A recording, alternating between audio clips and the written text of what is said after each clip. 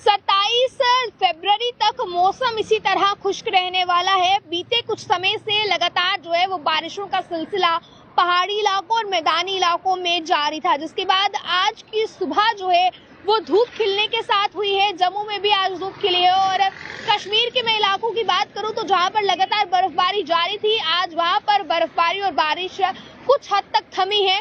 और अब ये बताया जा रहा है कि अगले 7 दिन तक मौसम इसी तरह खुश्क बना रहेगा। और फिलहाल तक की मैं बात करूं तो जम्मू में आज धूप खिली है, जहां पर लगातार पिछले कुछ दिनों से बारिशों का सिलसिला जारी था।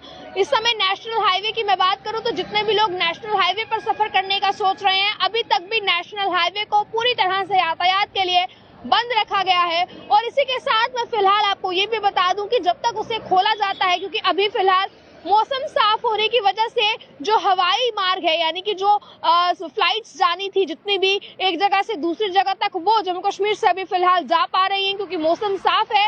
पर यातायात की मैं बात करूं, यानी कि जो सड़क मार्ग है, सड़क मार्ग पर यातायात को पूरी तरह से बंद रखा गया है, क्योंकि फिलहाल अभी लगातार कोशिश की जा रही है कि जो लैंडस्लाइड्स हुई हैं, पहाड़ों से पत्थर गिरे हैं, मड स्लाइड जैसे मामले सामने आए हैं, उन सड़कों को सही किया जाए। अभी फिलहाल तो धूप खिली है, मौसम साफ हुआ है, तो ऐसी भी आशाएं जताई जा रही हैं कि जल्द से जल्द अब national highway, Jammu Srinagar national highway को यातायात के लिए खोल दिया जाएगा और फंसी गई गाड़ियों को वहां से निकाला जाएगा। तो अगर आप लोग भी हाईवे पर नहीं फंसना चाहते हैं तो आप लोग जरा अवॉइड कीजिए उस ओर जाना।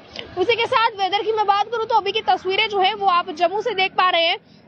इसी के साथ घाटी में 3 दिन से जारी वर्षा और बर्फबारी का सिलसिला बुधवार को थम गया है। धूप आज खिलती नजर आई है। मौसम में सुधार होते ही घाटी का देश व दुनिया के शेष हिस्सों में हवाई संपर्क बहाल हो गया, यानी कि फ्लाइट्स जो हैं वो जा रही हैं, लेकिन जमीनी संपर्क अभी भी कटा हुआ है। मैं आपको बता दूं, क्योंकि हाईवे से गाड़ियां न निकल पाने के कारण लोगों को इसके चलते मुश्किल आ रही है। ताजा जानकारी के अनुसार मैं आपको ये भी बता दूं कि ताजा बर्फबारी और बारिश की वजह से घाटी के अधिकांश हिस्सों में तापमान जो है वो बिल्कुल माइनस में चला गया है और इससे भी नीचे चल रहा है। मैं आपको फिलहाल बता दूं, गुलमर्ग का न्यूनतम तापमान जो है -9.4 डिग्री सेल्सियस रिकॉर्ड किया जा रहा है और साथ ही घाटी का सबसे ठंडा क्षेत्र बन रहा है।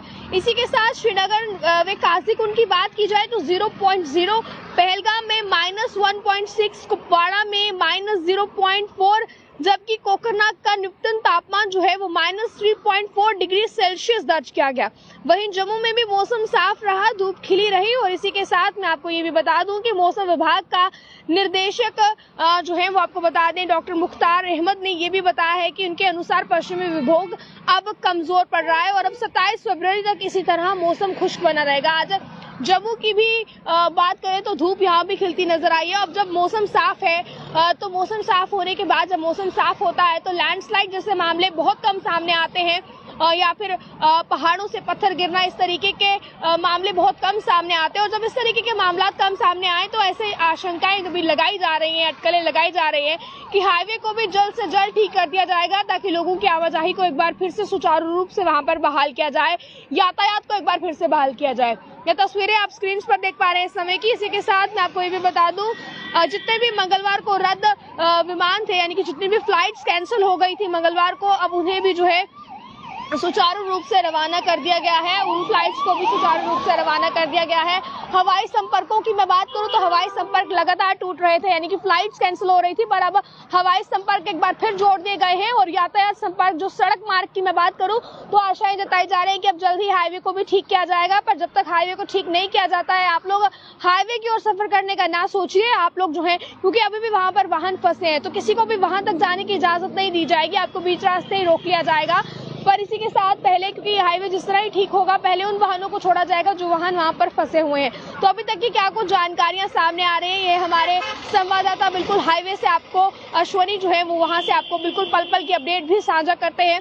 आप जरूर उन्हें देखें और उसके बाद ही हाईवे पर सफर करने का सोचिए। बने रहें आप आगे अपडेट्स के लिए ऑल टाइम्स के साथ। मुझे कैमरा पर्सन गुलशन को दीजिए इजाजत। जय हिंद।